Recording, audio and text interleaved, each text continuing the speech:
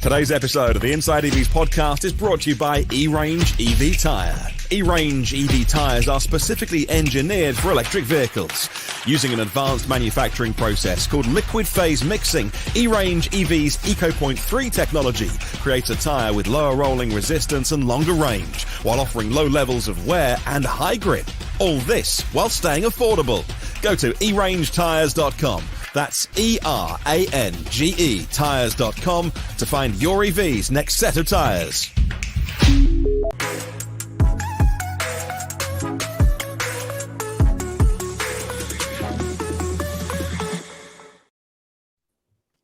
Good morning, everyone, and welcome to the Inside EVs podcast. This is episode 179. We have a ton of EV news to cover today, but I am joined by Hazel Southwell, the lovely journalist who specializes a lot in motorsport content. So if you like that kind of stuff, definitely give her a follow. And Patrick George, which we have some exciting news to share today about Patrick, but he is a veteran of the industry, a journalist as well. Yeah, and his face is like, oh my gosh, yes, this is big news, guys. So we're going to kick it off immediately. And of course, I'm Miss Go-Electric. If you haven't heard of me, I have a media channel who talks about a lot of EV content, from EVs to e-bikes to scooters and all of the above in the industry.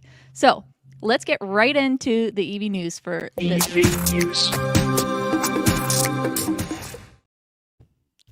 All right, so let's kick off with the biggest news for Inside EVs this week, which is Patrick becoming the editor-in-chief.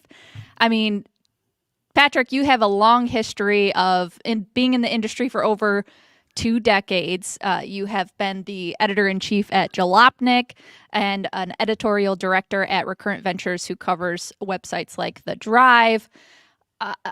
Endless amount of publications that you've been known. And more recently, you've had the podcast for Vox Media, which goes into the rise of Tesla and the future of electric vehicles. So I think you're pretty well versed in the EV business. So this seems like a perfect fit. Congratulations. Thank you so much for that kind intro, Lacey. I really appreciate it. I will Venmo you later. Extremely kind of you. No, I'm really, really, really excited to take the reins at Inside EVs. I got to tell you, this time, like, taking this job is the thing I'm the most excited about. It's on the level of when I started at GoElectric, or when I got my first newspaper reporter job almost 20 years ago. But I have loved this site for a long time. I've loved this podcast for a long time. I've contributed to it over the years. And I'm really excited to be taking over at I think what is a really fascinating and crucial time for the auto industry and for the world. You know, Inside EVs is a really cool place because it's like an OG at electric driving and covering that. And what was once, kind of a niche alternative to gas is now the future. And this is just a fascinating moment to be in, and an important one for our planet. And I just, I'm going to be saying a lot more about what our grand plans are in the weeks to come, but it's definitely to grow the place and to grow what it does and expand what it does. And one thing you'll hear from me a lot is that the average car age in America is now about 13 years old.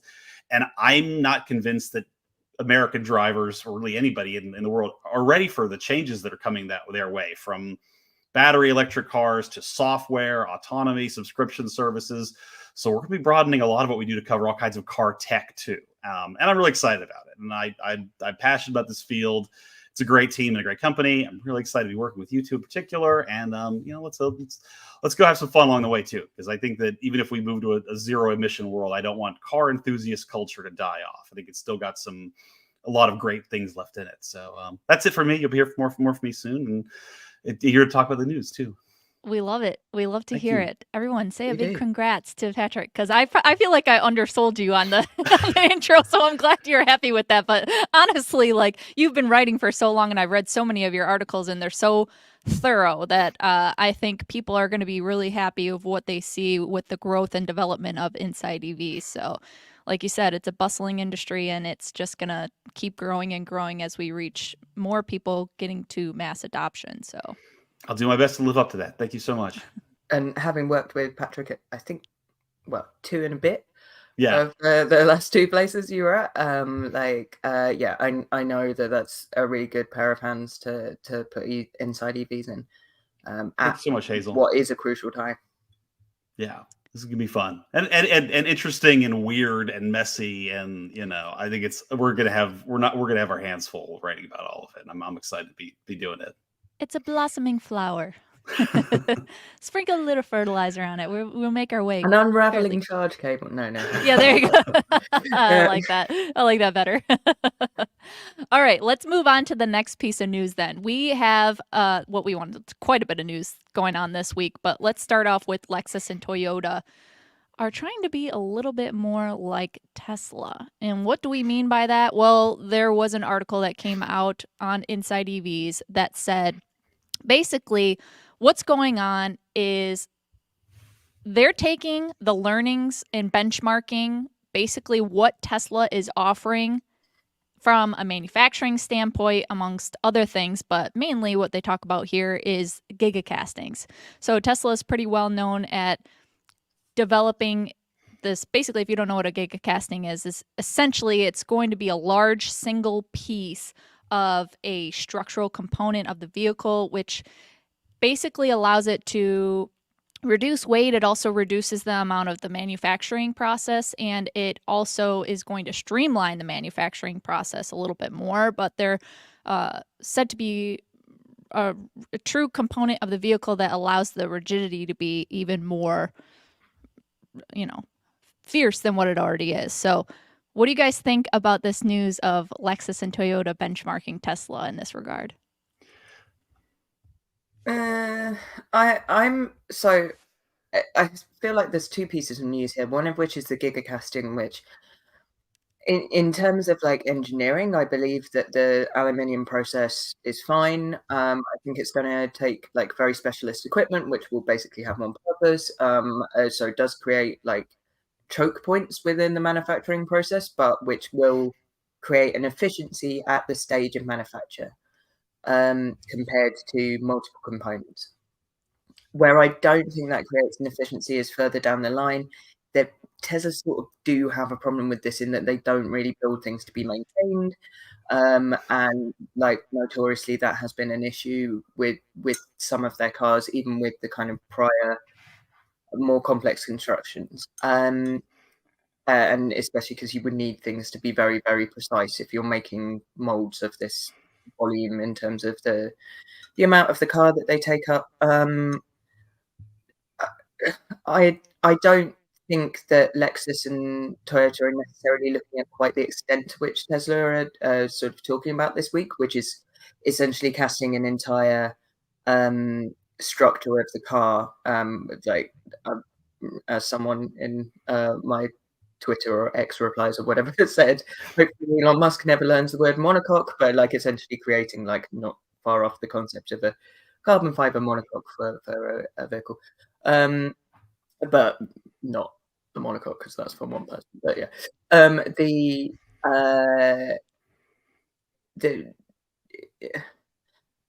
I don't think that Toyota and Lexus are looking at that. I think they're looking at casting more of the kind of battery casing and the housing around particularly the batteries as single units rather than having a more complex assembly around what can be a very modular thing. And that I think does make sense. A lot of people are doing large amounts of that anyway. Where I think it's probably going to be a problem is if you have to then get into the wiring, if you then have to get into wiring harness stuff, if you need to replace inverter. I don't know. Although electric vehicles don't need as much kind of like fiddling around with component maintenance as combustion vehicles, I'm not entirely convinced this is a sustainable way that works for the end consumer in terms of maintaining a vehicle. And I know a lot of people say, well, it's fine, it can just be written off in insurance, but that's an extremely unsustainable way to treat things that cost an enormous amount of carbon to build. Those are my concerns. I'll shut up now. Especially for a company like Toyota that like people keep those cars like forever. I mean, they those brands, like those buyers expect that if they want to, they could keep it running 30 years without a lot of trouble. But no, like Hazel said, this is really fascinating technology. This is about bringing down EV building costs and being able to do them at crazy scale. Everybody's kind of chasing this technology right now. I have a lot of faith in Toyota to actually pull this off, more so than other automakers. And if you never read the book, The Machine That Changed the World, which came out in the 80s, it was about how they revolutionized like car manufacturing for the entire industry. Gets in a little deep into the weeds, very dated in some ways, but like it's a brilliant book, and it's fascinating how Toyota overhauled this. Now, fast forward like a few months ago, there's a story in Automotive News, I think, where like these engineers in Japan cracked open some BYDs and some Teslas, and they were like, "Oh crap!" Like what was once this great disruptor realizes how far behind it is, and now it's like, can the machine that changed the world change again? And like I don't think we should count Toyota out in this. I think they're getting really serious about it. I think the last CEO had a very mixed approach to powertrains in the future. He's not wrong with that. I actually agree with a lot of what they say, but I think it did put them behind the curve on EVs. But like if there's any company that can catch up now very quickly, I think it's going to be them. And like there's something that Toyota and Lexus are coming. Like I'm really going to be watching in the future to see if they can nail this. I mean, Lacey, what do you think? I agree with you, and I think that, like you said, Toyota has the ability to do this. I'm just like it was kind of a sigh of relief when I read this, because to me, Toyota has been a big disappointment, Toyota Lexus, in the movement into EV, because their first real mass market it was intended to be in a mass market product with the BZ4X and the RZ. They look pretty good, but when you get down to the specifications, it's just not competitive for the price point in the marketplace that we sit in right now. And unfortunately, they can't capture the EV tax credits in this case right now, but I'm hoping, because they'll be building future EVs, and I believe it's their Kentucky plant, that they'll actually be able to have their battery facility and manufacturing running up here in the United States to be able to get those, but also just come out with more competitive EVs. And if you're going to be benchmarking someone, you should be benchmarking the one that kind of set it off with mass market EVs with Tesla. So I like to see that. Now, as far as I understand, this is going to be, instead of like one singular piece that they're casting, it's like 3 separate pieces. So I don't know if you can scroll to that image on the article there for us guys, where there are 3 sections of the car, just so you can kind of get a sense of what that's going to look like right there. So they'll have 3 separate casting pieces, and then they'll put it together. So it's kind of like an approach to inch forward in a direction, but this is very sensible, obviously, on how they're approaching the manufacturing. And I am just really happy that they are taking notes from Tesla, because they really need to step up their game as far as competitiveness in the EV space, which is just tragic, because they were so successful with the Prius and electrification as far as hybrids go. And I know they don't want to give up like all the rest of the, I'm sorry you hate this word, Hazel, but legacy automakers when they're talking about their internal combustion engine vehicles. So I'm super happy that they are moving in this direction. Ultimately, I think it will help in the long run with costs, since the manufacturing process could be streamlined a little bit. So the consumer might see that, but it's going to take a while, because I know those machines are like extremely expensive to invest in to get on your line. So we'll see. I mean, in combination of that and the solid state, technology that they're working on, there is a potential where Toyota can pretty much leapfrog and jump ahead. So. We just had a commenter chime in and say, get me an electric GR and I'll be first in line. And I agree with you strongly there. And what's funny is I was on a roundtable with the former CEO, the now chairman of Toyota, Akio Toyoda. He announced that GR is making an electric performance car exclusive to that brand, and it's going to have like a simulated manual transmission and engine noises. I'm not sure how I feel about either of those things, but I think that he did say what you want about Akio. He did bring performance and fun back to that brand. And I think that Toyota took pains to explain that the new CEO, Koji Sato, he's an engineer and he's a gearhead and he's a racer too.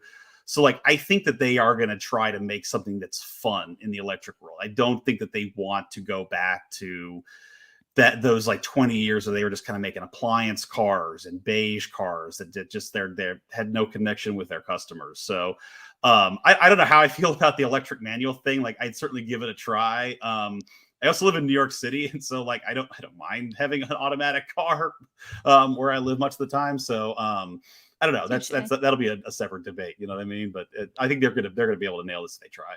For sure. And just for context, Toyota and Lexus combined sold just 25,000 EVs worldwide in 2022. So they have a long way to go. There's no doubt. I even read that there were only 2,000 units of the RZ sold through August of this year. So they've got some work to do. That's for sure.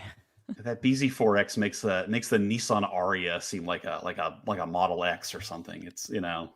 I actually like the Aria. I did a review on. Actually spent almost 4 months at the beginning of this year with it, driving it around. Because for those of you who don't know, I do training, EV training. So that was one of my contracts that I did. I work for a lot of different car companies. They hire me to go out into the field and go train their dealers and stuff. And I actually really enjoyed it a lot. But I completely agree with you. That felt like a Premier. Felt like more of a should been an Infinity than something that competes with the Toyota. Yeah. Yeah, the Aria is a really nice car. It's just surprising that is the only thing Nissan has managed to come out with after they were so far ahead with the Leaf. And Agreed. It's kind of just another electric SUV. I watched your review of that, Lacey. Actually, I really liked it a lot. I thought you made a better case for it than I did. I spent a weekend and I'm like, this is a competent EV, a crossover, the Aria. I don't know why I'd tell you to buy one or consider one, but even in the short time I had it, it did grow on me. But I think Hazel's right too, and you both it's are. It's the price point. I think like if you're shopping for that higher end version, that could be a good option. But ultimately, I did think it's a very user-friendly car in comparison to a lot of EVs. So I don't know. It's not for everyone, that's for sure, especially at the price point. But if you want something different than, the typical Tesla or whatnot, then it might be a good option. But it is a hard sell. There's no doubt there. All right, let's move on to the next one, which I think this is a block dedicated for Hazel to scream and shout. So we're going to talk about the UK delays of their electric plans, because now it's looking like 2035 is when the gas ban will take effect. So Hazel, take this away. So for context, almost every European manufacturer has set a deadline in line with the European ban, which is being kind of pushed through around 2030. There's some vagueness about like whether Porsche are allowed to sell things with synthetic cars, combustion cars that can only run on synthetic fuel, which is not really a concept because synthetic fuel is just fuel. But anyway, so most of the manufacturers who would supply cars to the UK and have plants in Europe and have plants in the UK, this would already, like the vast majority of their market will be subject to this anyway. The majority of manufacturers are phasing out combustion. Some of them have already fully phased it out. Audi stopped development a couple of years ago on combustion engines. Mercedes and Daimler are kind of accelerating their removal of combustion.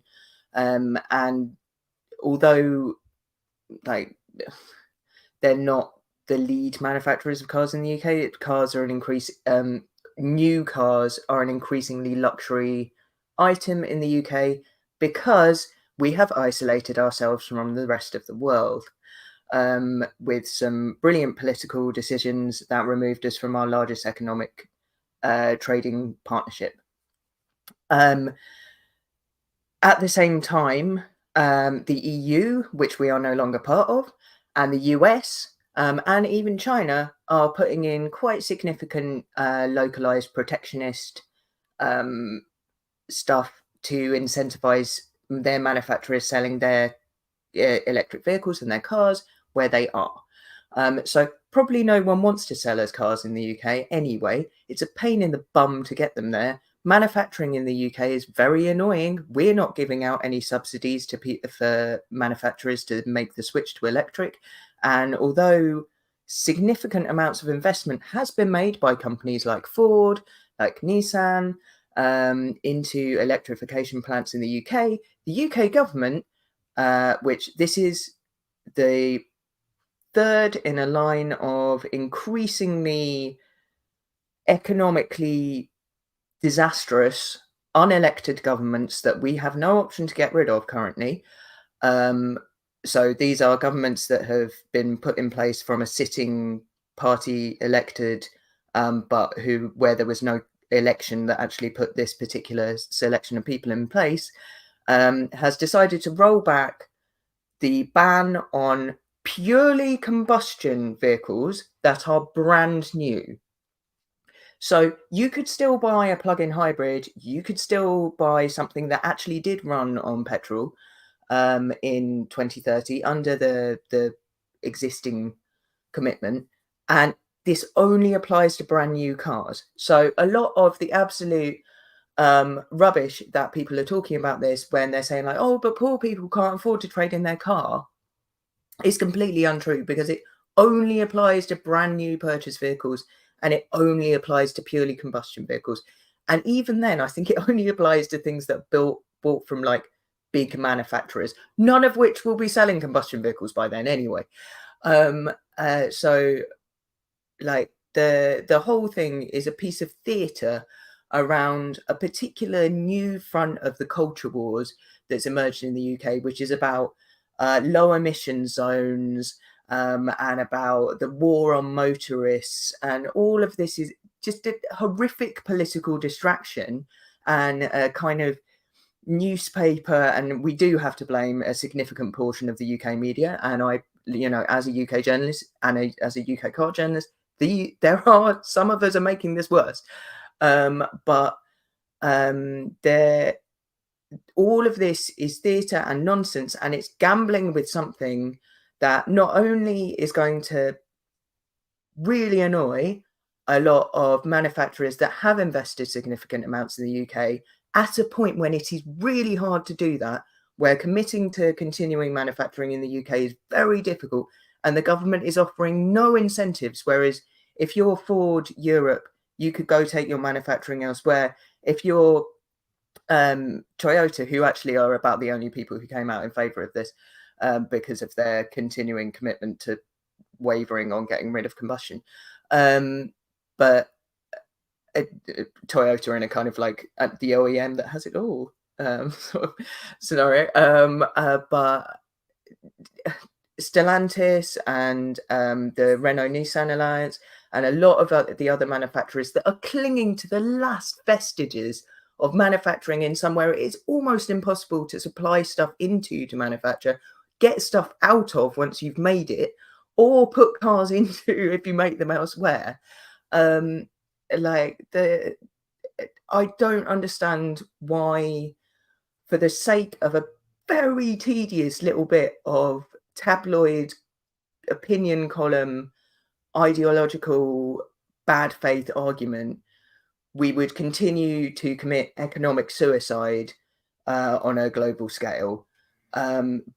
But that is what the UK is currently doing. Meanwhile, the actual problem, and there were Kemi Badenoch, one of our valued politicians, said today that the reason we can't invest in EVs or charging infrastructure or anything like that is because poor people don't drive cars. Now, that is true. Poor people in the UK do not drive cars. Poor people may own cars, but they're probably getting very little mileage out of them. They probably can't afford to maintain them, because nearly, or it's over a quarter, and it's pushing a third of children in the UK live in a food vulnerable position. We are the 6th biggest economy in the world. Clearly something has gone much more significantly wrong than whether or not we make a charging network. People are choosing whether they heat their homes or eat on a pretty mass scale. And if it's a harsh winter, We were very lucky last year. We actually had a mild one. Then there's going to be significant amounts of deaths. Meanwhile, the government is committing to annoying such small entities as Ford with just something that is completely meaningless, because we are a tiny market, and the only thing this will do is push manufacturers to pay even less attention to the UK. Extremely well said, and spoken from the heart, Hazel. I've been looking forward to your take on this all week, and you definitely delivered. This was announced by your PM, Rishi Sunak. I don't understand why 5 years. We pushed this from 2030 to 2035. Like, why? What happens in 5 years, right? Why 5? Why not 2, 10, 0? If anything, it'll delay more people buying EVs, which puts fewer EVs in the used market. It'll delay the rollout of charging, which is a major problem, which are both problems he cited in his speech. And I'll give Sunak credit because he actually admits that climate change exists and that we should do something about it, which frankly is better than we get from a good chunk of politicians in our country. He does want to roll back all our environmental policy, though. Okay, so he says one thing, but we should do about it is dig coal. Yeah, it's what we're doing about it. Sounds about right. So I just don't know what 5 years is expected to fix. As you mentioned too, this really screws over, like, for example, Mini, which after years of declining small car sales and uncertainty of that brand thanks to Brexit, they just got this huge lifeline to, I think, $750 million, I want to say, to retrofit the plant in Oxford to make that brand all electric by 2030. Okay, so now if the date gets punted back 5 years, like if you're BMW, nightmare. You're like, right, like, what the hell? Like, we did everything you asked. We found a lifeline for this brand. We're keeping it British. We could have offloaded it to Geely or Great Wall and cashed the check. And now that's that. Who the hell knows what's going to happen there? But it's just a really baffling move. And I mean, you brought an interesting point about just years of these policies under the same political party in your country. Which, by the way, I think it's interesting that this 2030 target was actually announced by Boris Johnson, of all people. So his own party is walking that back now. But next parliamentary election, which I don't know when that is, I'm sorry, but, like, if Labour takes parliament, do you see anything changing for the better here? We have, politically in the UK, so we have like an increasingly unhinged Tory party. So, things like, so some of the other announcements from Rishi Sunak were that the party is committing, and this is a genuine thing, it was put on X and other social media by the government, which said it promised not to enforce compulsory car sharing. This was never a policy that anyone was suggesting. Or sorting your rubbish into 7 bins. Again, not anything anyone was talking about. It's a lot of bins. But also scarily leaves, as someone pointed out, the possibility of 6 or 8 bins.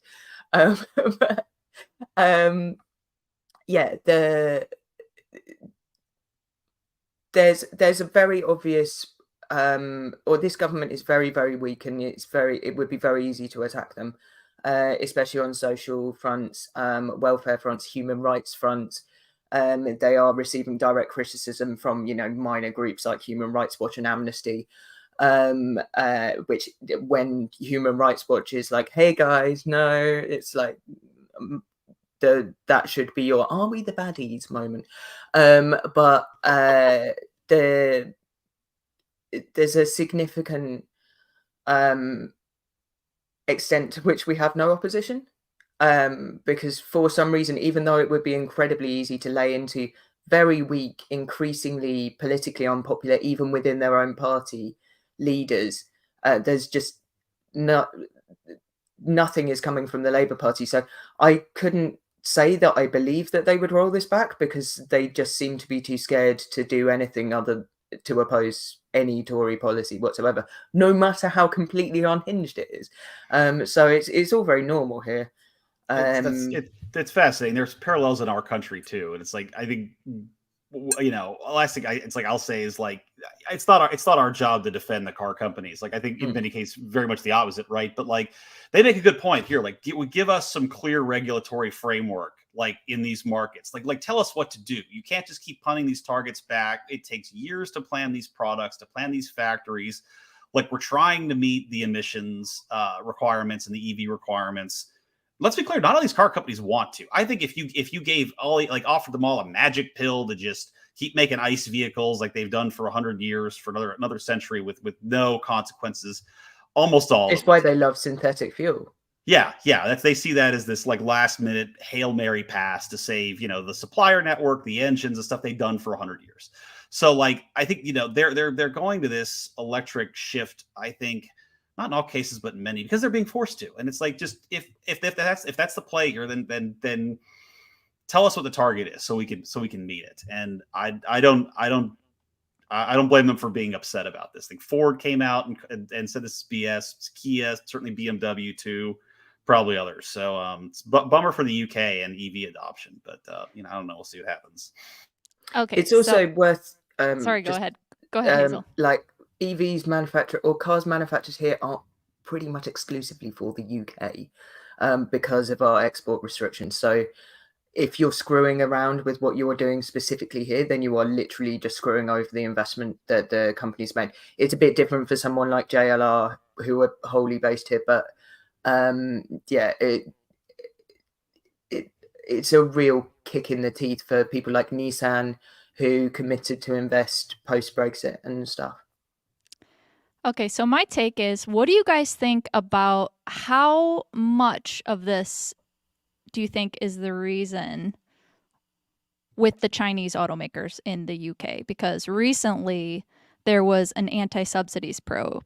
And to me, it seems like maybe this is a ploy to delay it because Chinese EVs are coming in strong and they want to kind of like help their industry move at a pace that makes more sense for them, because the share of China-made cars in Europe, I've read that they're up to like 8% this year, and they think they're going to get up to 15% by 2025. And that's kind of a big deal to be able. I mean, we've heard it in the news for a while now, is that they're coming into Europe and they're kind of taking over in that regard. So how much do you think of it has to do with the Chinese automakers? I don't think that's a big factor, to be honest. If our government was capable of negotiating a trade deal with China for cars, it would probably just straight up do it, because it's not capable of negotiating trade deal. Like, one of their big successes was agreeing to supply all of the chicken to KFC in Mongolia. And I'm not even joking. This was a big government announcement. Congratulations on that, by the way.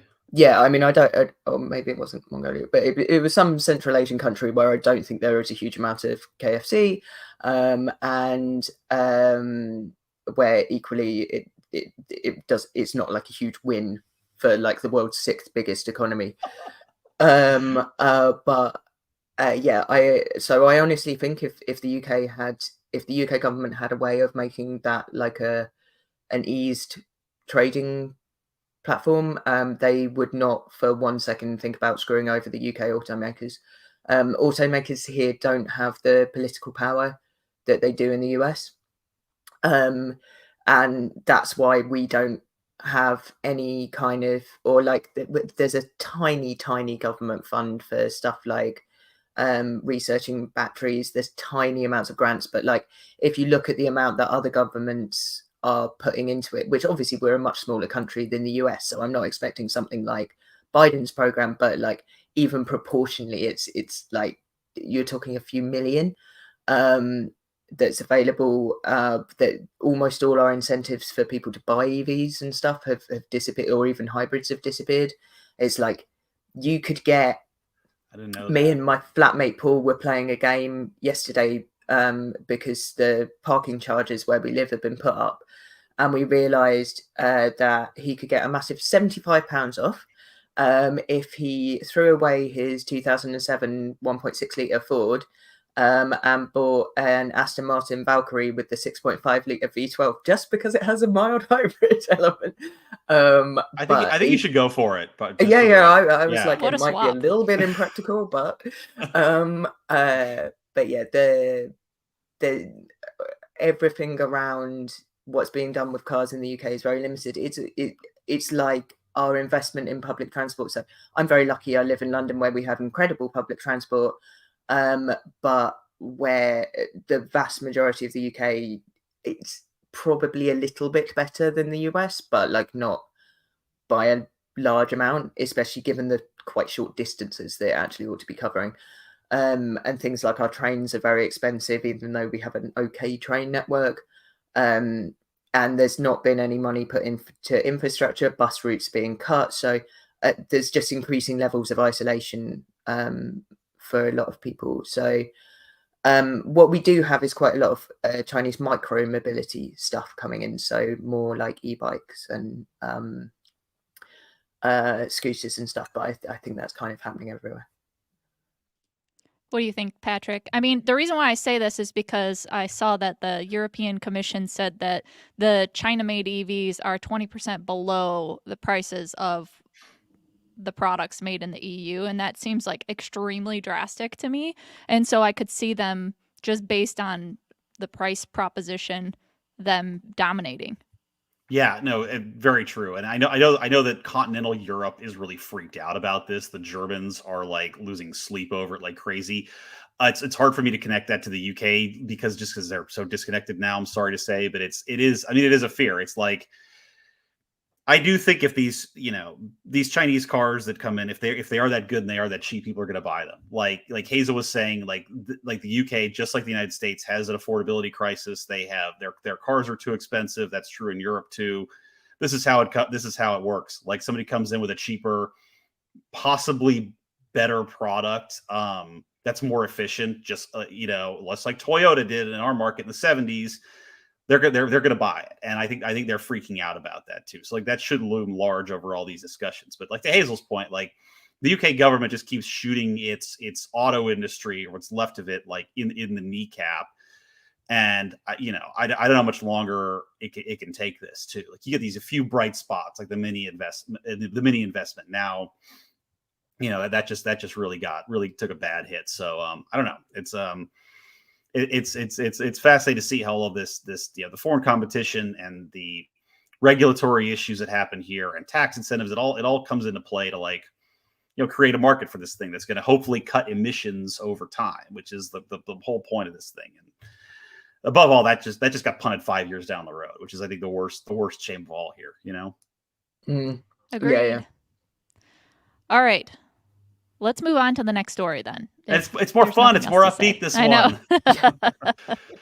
So what we're going to talk about now is that there is an electric go-kart, and you can actually purchase. This one's slightly modified, as I understand, but you can purchase this. And man, it is fast. So fast so that it actually set a new world record for speed. This go-kart topped over 100 miles per hour. I believe the record was like 101.3 miles per hour. And a 1,936 foot straight on the Gotlandring circuit in Sweden. This has a 25 kilowatt electric motor and a 5.4 kilowatt hour battery pack. And the go-kart itself is 265 pounds. This is crazy and awesome. What do you guys think of this, Hazel? You are experienced very much so in talking about racing and stuff like that. So I'd love to hear your perspective on this little thing. So years ago, and this was at the launch of a thing that I don't know if it's still in some quasi-zombie state, but it certainly never actually delivered a racing series called Electric GT. And then I think it turned into something else and whatever. But there was this 80 miles an hour go-kart. Or maybe it was even only 80 kilometers, but I think it was 80 miles an hour go-kart. We were at a circuit just outside Pau in France, but not the actual street circuit in Pau, if anyone knows around the two. And they were like, you can have a go on the go-kart. And I generally find the idea of go-karting quite terrifying anyway, because, you know, there's nothing to protect you. I'm not one of the motorsport journalists who thinks that if I gave it a flipping good go, I could probably be a Formula One driver. I'm very aware I couldn't. Had a go in this thing and like terrified, like utterly terrifying. And like it was very cool, but I was very aware, one, I was never going to get the most out of it, and two, like like the risk of disaster was so high so fast. So the idea of 100-mile-an-hour one, it's like but also what's impressive to me is that you can package sufficient battery and sufficient motors into something the size of a car, and it looks like, you know, to all intents and purposes, this is a Birol Art car, and it's something that will be probably maybe not with the 100 miles an hour used by, you know, the racing stars of the future, and the sooner we get kids into electric cars, because the likelihood, if you're a 4-year-old who's starting karting now, then you're probably not going to be driving or any race car you eventually end up driving when you become a professional driver, if you live out all your dreams and defeat the odds and whatever, is unlikely to have anything but a very small minority of a combustion component. So yeah, I think it's a cool thing.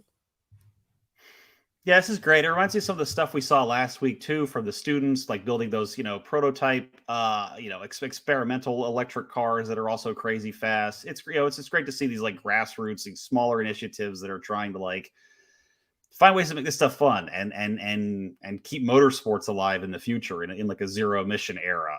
So I don't know. I don't know if I'd have the guts to strap myself into that thing and do 100 miles an hour in it. I'm not a motorcyclist, so I think that's your closest analogy, but it does look like a blast, you know? It looks like a blast. It is like terrifying at the same time. Yeah, I don't know. I want one, but I don't think I'd ever get up to. I'd be like putting around at like 30 miles per hour and being like, "This is great. I'm going fast." No. Like that's sketchy, very sketchy. But to your point, it's like, yeah. I mean, this is what karting is the gateway to, you know, Formula One and all these higher, you know, Formula 3 and 2 and all this.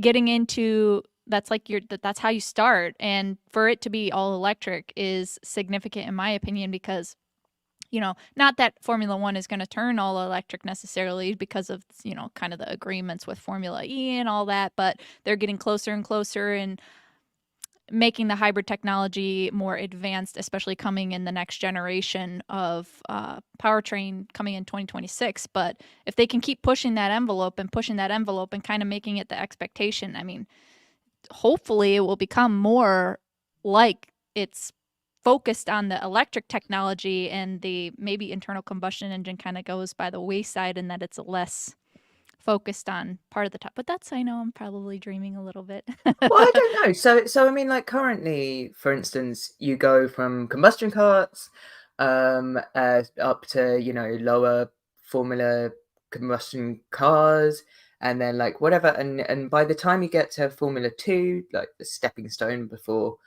say, you go to Formula 1 or Formula E, although actually they usually come from GTs for that. But so you have combustion all the way up, and then you get a mild hybrid element when you get to, you know, the top level. And it's the same case with, say, rallying as you go up the ranks and then hit the top rank of WRC, and suddenly it has a hybrid now. But I can easily see that going the other way. And it's like, oh, you got to Formula 1. Look, now there's gears. Like, I mean, actually, electric race cars quite often are geared, but like, which I'm convinced is a torque vectoring thing, but that's a separate thing. But yeah, I can certainly see that proportion flipping. And as you referenced, like by 2026, Formula 1's going to be 50% electrical power anyway. So, you know, these things are coming pretty fast. And yeah, the karting stars of the future. This isn't the first electric car, obviously. They've been around for a bit, but to see significant amounts of development and people breaking those records is cool. Agreed. I think I could become a Formula One driver. Like Hazel, you said you doubted you could. Yeah, I should. I mean, like we all know the best drivers in history all started really training, seriously when they were like pushing in their 40s. Yeah. Yeah. So like, I got this. How hard can it? It's like landing the plane in an emergency. Like how hard can it be? You know? Yeah. I'm pretty sure like all the OG guys like Fangio and whatever were like they weren't starting when they were 18. Yeah. There was Phil Hill was like a mechanic in his 30s. It was like, hey, you wanna drive this weekend? And like 2 years later, he's like racing for Ferrari. So he figured it out. Those were the days. Yeah. Dreams. Oh gosh. All right. Now, that was a fun story, but let's move on to one that is also fun, in my opinion, because Hyundai is giving away free EV chargers. So very fun for the pocketbook. So the story is that people who buy or lease a 2023 to 2024 Ioniq 5 or Ioniq 6 or the 2023 Kona Electric from September 21st through October 31st.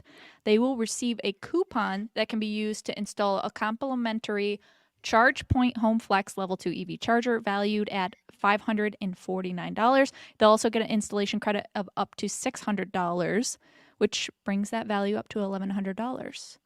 So this is kind of an interesting thing.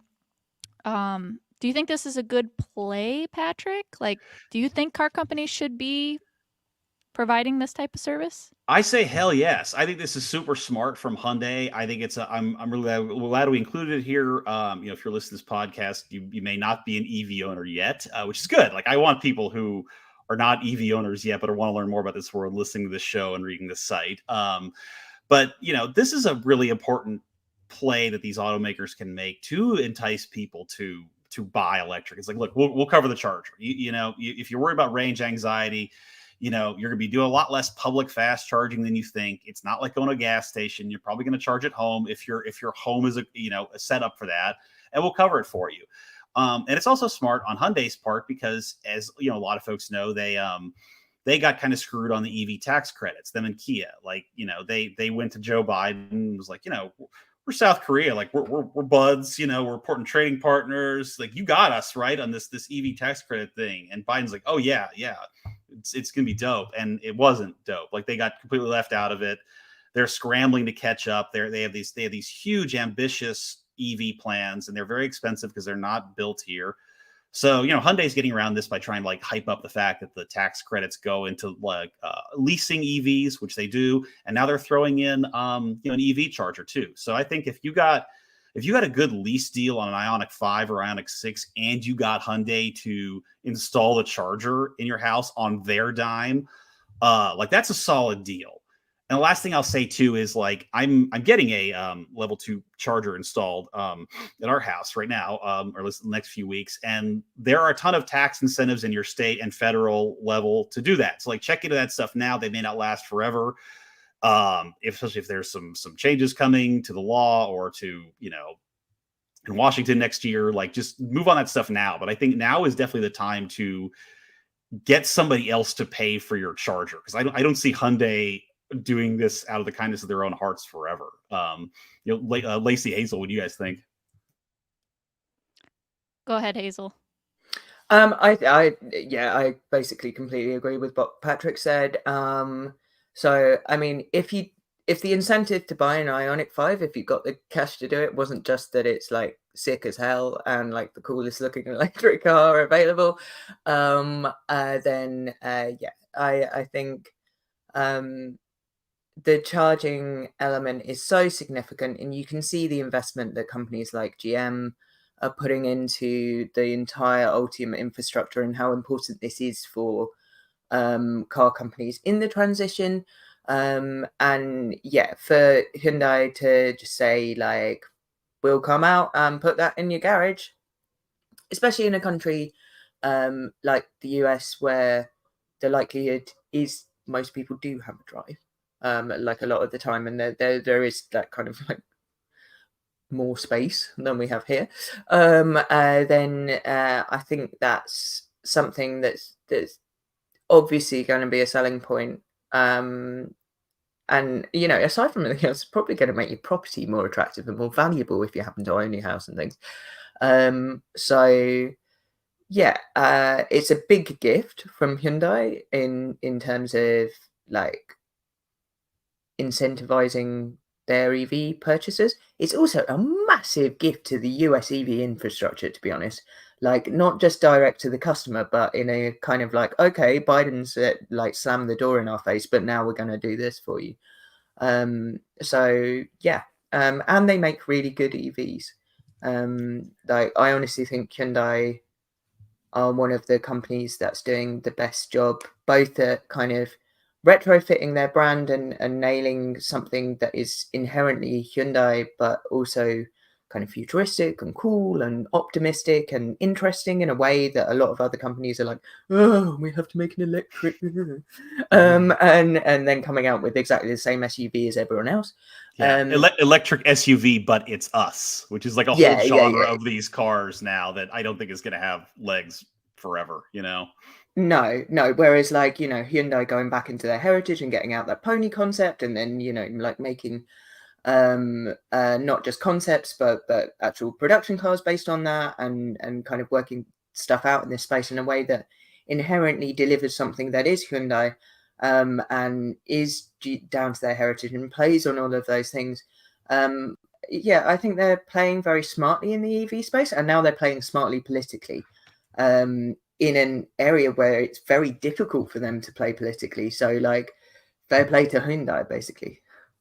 I agree with you. Yeah, I think that's the thing, is they need to do something other than, because you can get the lease and have the $7,500 discount because they're running it through Hyundai themselves, through their like financing department or whatnot. And some of the foreign automakers are doing that, but they need to do something else to try to remain competitive. And I think this is a good idea.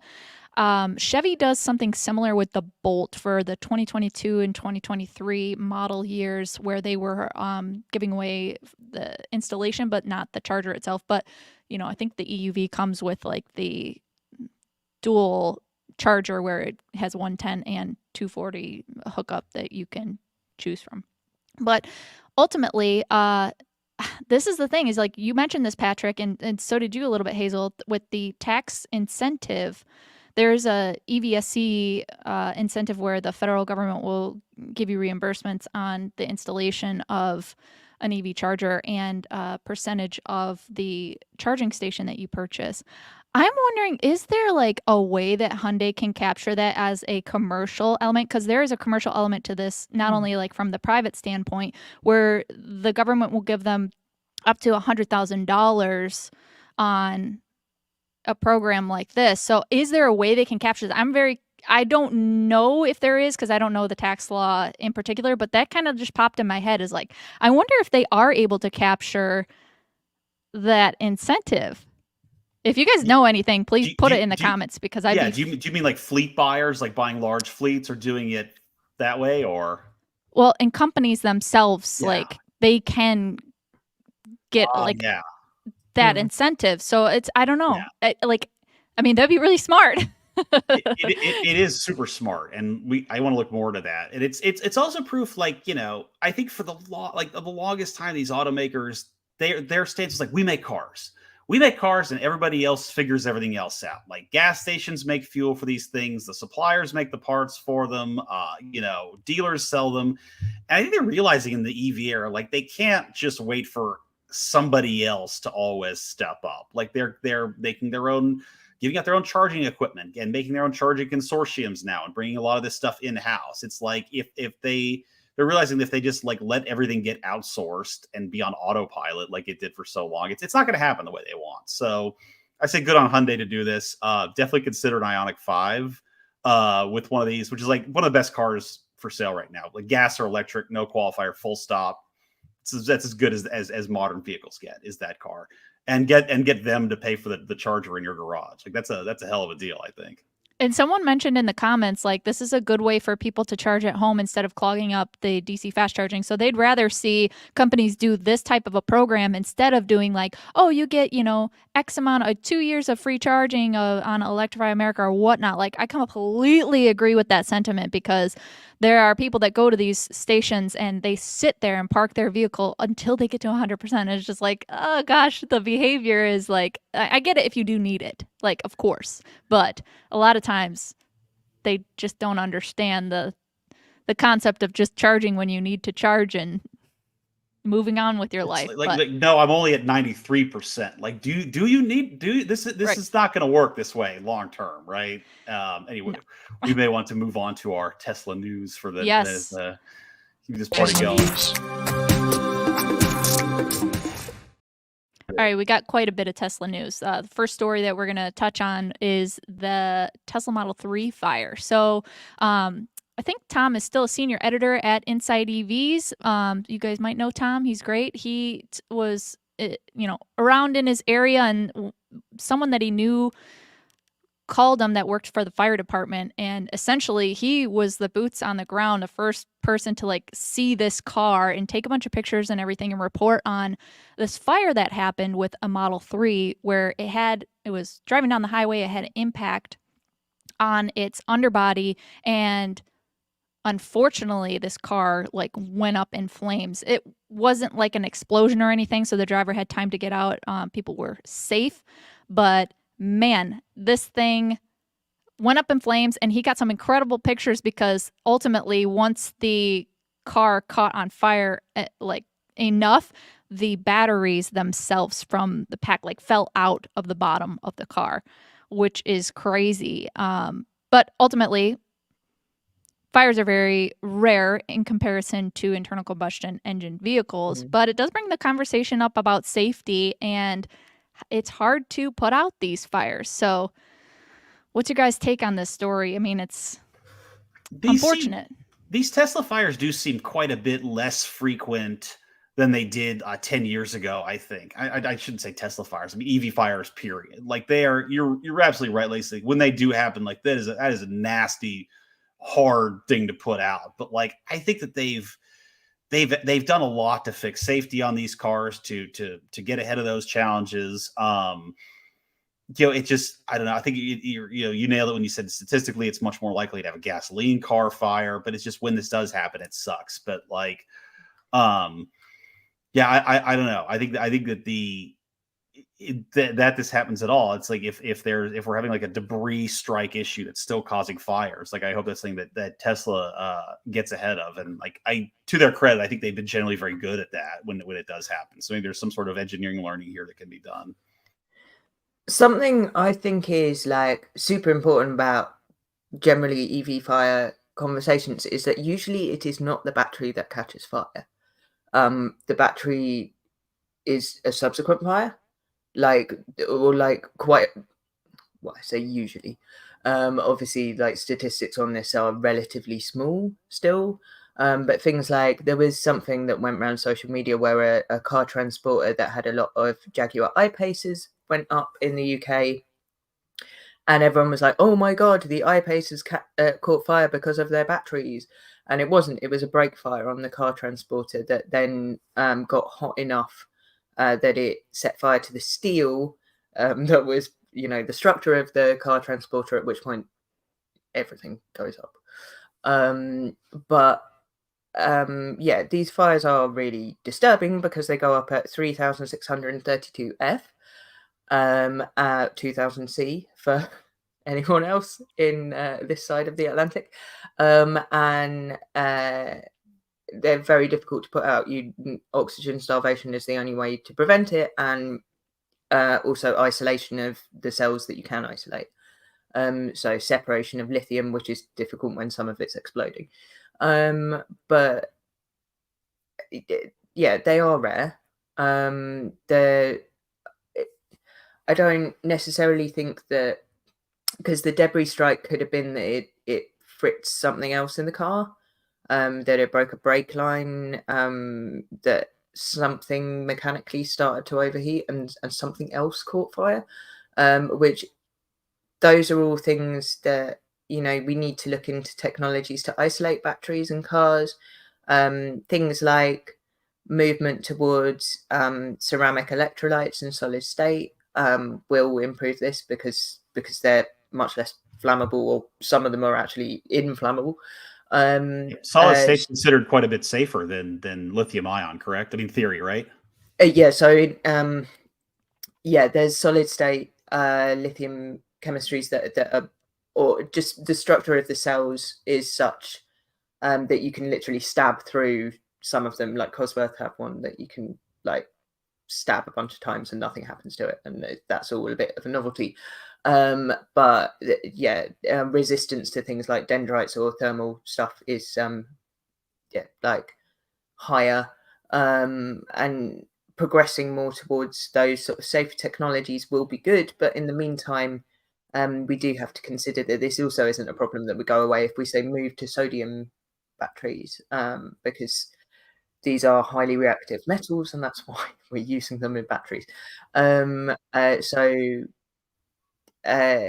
think these are always big stories. They're always big news stories. There's a lot of people, we know the kind of people who would be like, and that's why EVs are dangerous and we should never have these and whatever, which isn't the case. As Lacey quite rightly points out, every time this comes up, EV fires are incredibly rare, even statistically proportionate to the number of EVs compared to ICE fires. But they are a significant PR problem just because of the interest around them, and because they are so dramatic, and because the vast majority of fire departments and areas and the people who will have cleaned up the tarmac after this because it will have done a number on the road, like all of that, there's no infrastructure really prepared to deal with it. Yeah, I mean, like, just I used to cover law enforcement and public safety agencies when I started my career, which was fun until it wasn't, and then I decided to do cars instead.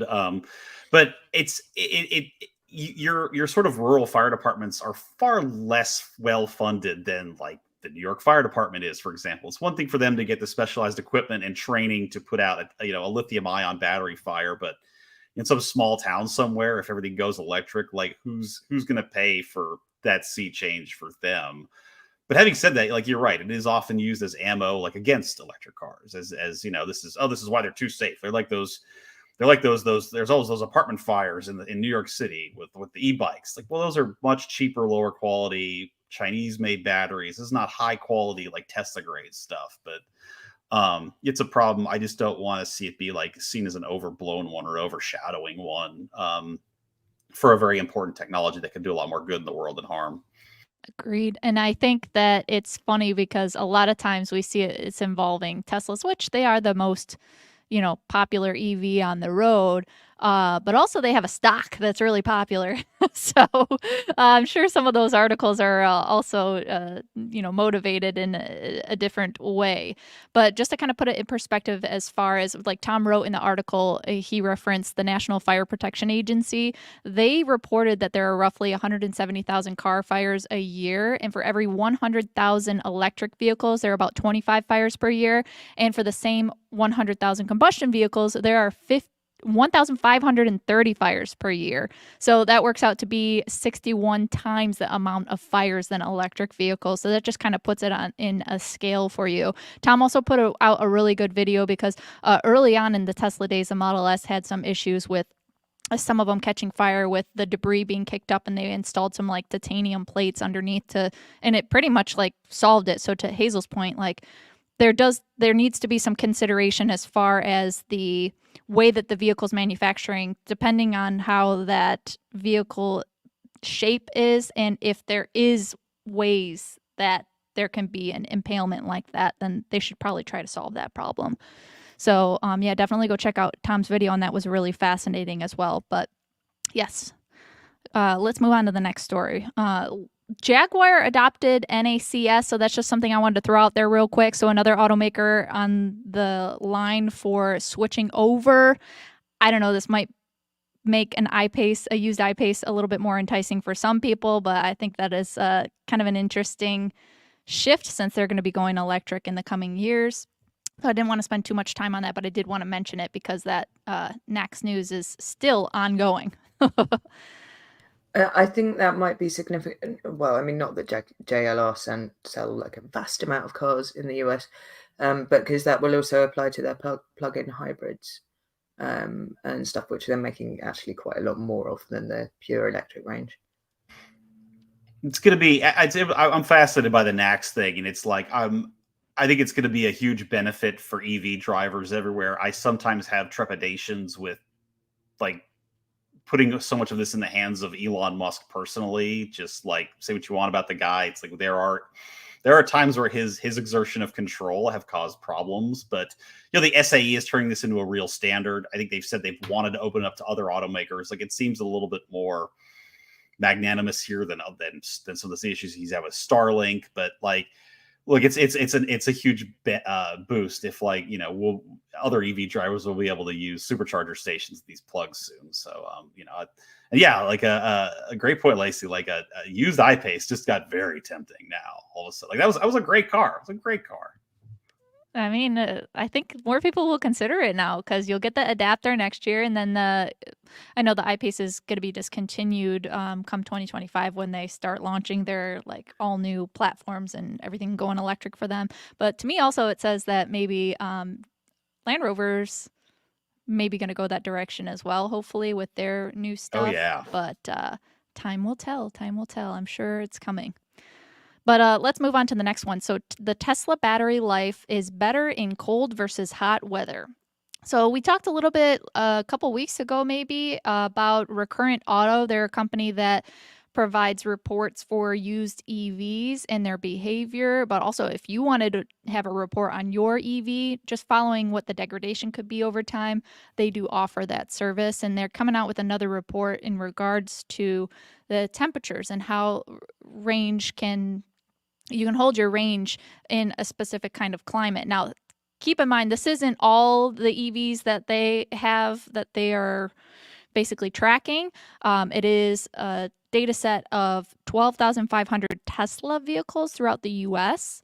So definitely keep that in mind. But essentially what they're saying is that cold weather climates, the EVs will retain their range better than the hot climates, which was surprising to some people. But what is your guys' take on this? Good news?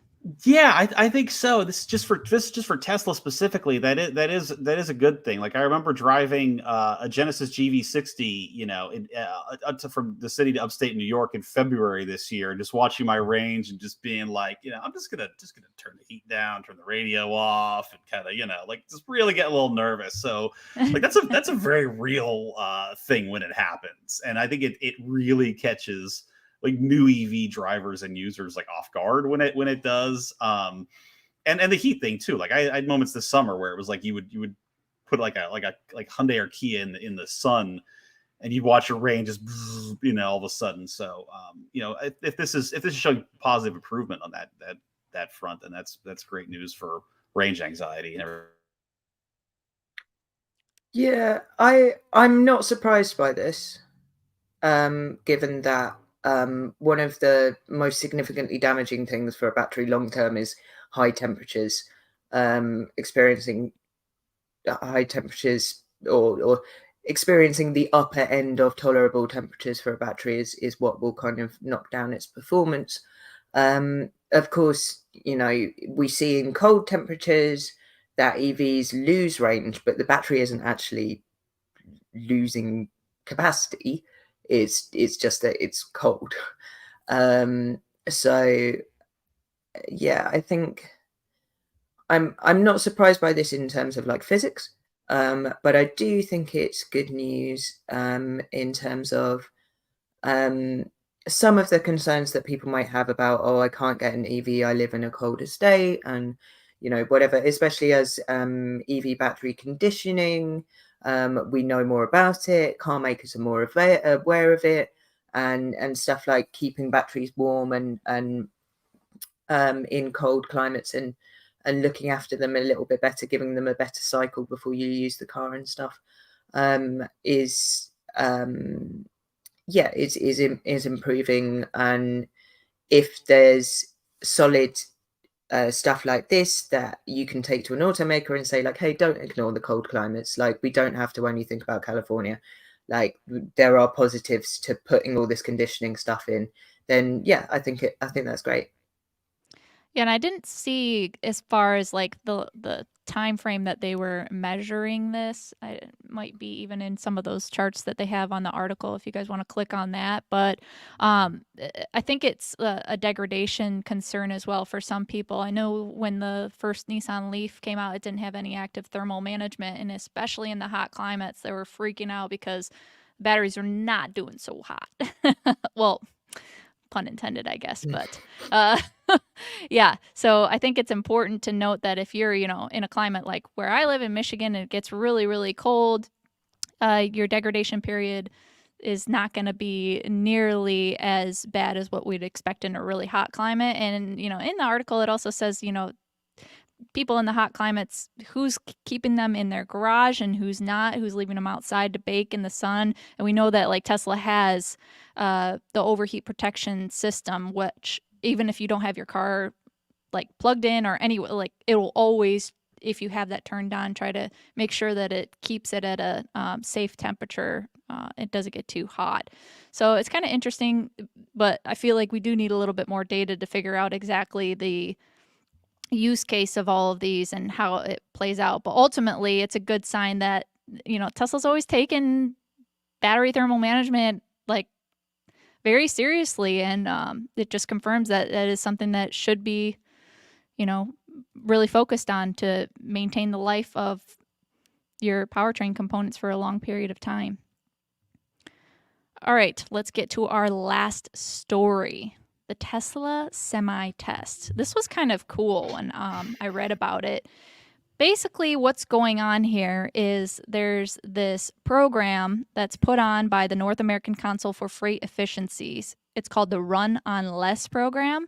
So there are, I think, at this stage, over 15 electric trucks that are in this program, and they're tracking the behavior of these vehicles. And specifically, one of PepsiCo's Tesla semis was in this program, and it was showing that they covered 1,600 miles in under 48 hours. They had 3 full charges and 2 brief range extending charging stops. It is a workhorse, so it's very impressive. Specifically on, I think it was day 2, they covered 794 miles. And if you go on this website to look at the data here, it's still ongoing because it is, I think, an 18-day program or something like that that they're tracking. The whole purpose of this is to try to figure out how they can optimize EVs, have these conversations about what they can do to move in this direction of making your fleet EV and how it can get better. So I think this is so cool, and it just shows that the semi is a workhorse. That's for sure. What do you guys think about these impressive figures for travel and charging? Do we know how this stacks up against like a comparable gasoline semi truck? Because that's I've talked to a few people in that space, and I think that's being able to really do the long haul part of this, like really like it's done now, seems to be a going concern. And it seems like there's still a lot of skepticism in that field about just battery electric trucking in general. So do we know how this stacks up? I didn't see anything as far as the article goes, and I didn't go looking for anything else. And on their website, they do have some data from depot to depot, because I think there are like 8 different, or maybe even more, depots that they are tracking. And some of those have a vast majority of electric trucks, but some of them, they only have a couple. So they're also showing the figures as far as how much money spent on fuel on that website as well. But I didn't really dive deep into that part. Yeah, totally. But if anyone's experienced in the the comments, spot on that, so I apologize. No worries. It's a good question though. The average semi, and I'll admit I just googled this, but from a reliable site. So it's about like 50 to 60 miles per hour for a freight semi over 11 hours. So you're looking at somewhere like, this is actually well over the daily range of most freight semis. So yeah, in fact, it's significantly over with the 806. Sorry, go ahead.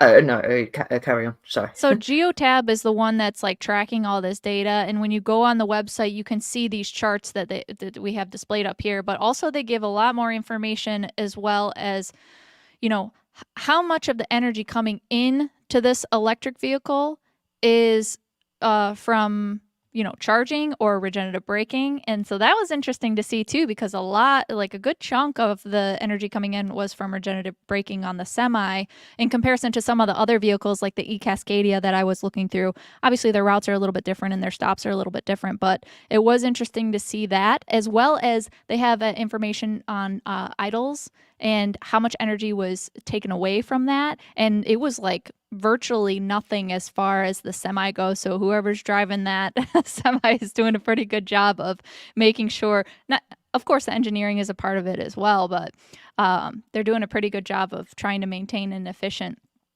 charging schedule and behavior when just letting the vehicle stay on with the air conditioning running and stuff like that and maintaining a good amount of range.